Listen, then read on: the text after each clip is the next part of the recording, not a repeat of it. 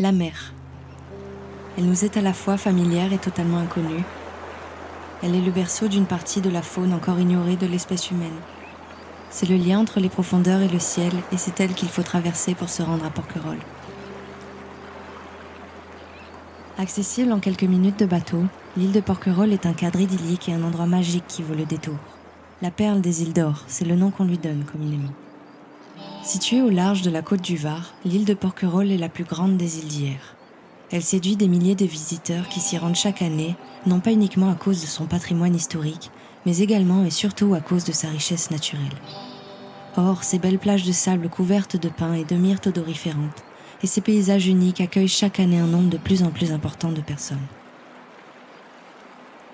Face aux habitudes de l'homme moderne, qui a de plus en plus de besoins, l'écosystème en subit toujours et de plus en plus les conséquences entraînant des changements climatiques et sociétaux. Dans un monde où tout va de plus en plus vite et où notre attention se dissipe en un éclair, que laisserons-nous à nos futures générations ?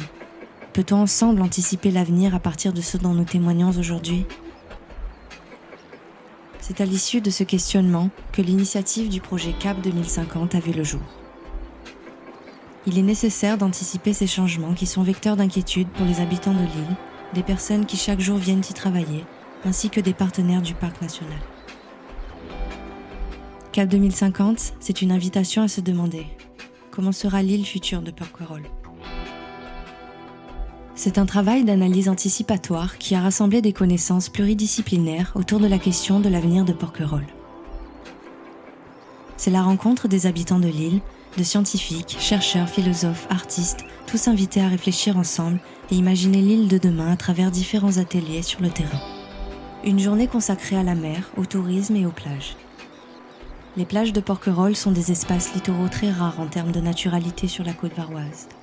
Le suivi de leurs évolutions est de fait précieux pour la connaissance et l'anticipation des processus à venir.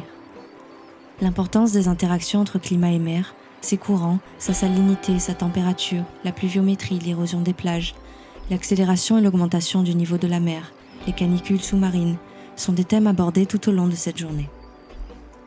Face aux nouvelles conditions, les espèces vont migrer et d'autres, fixées et liées sur les fonds, ne pourraient pas s'adapter et disparaîtront, entraînant des déséquilibres dans les chaînes trophiques et pouvant favoriser les développements d'autres espèces. Un atelier consacré à la forêt de Porquerolles et ses lisières.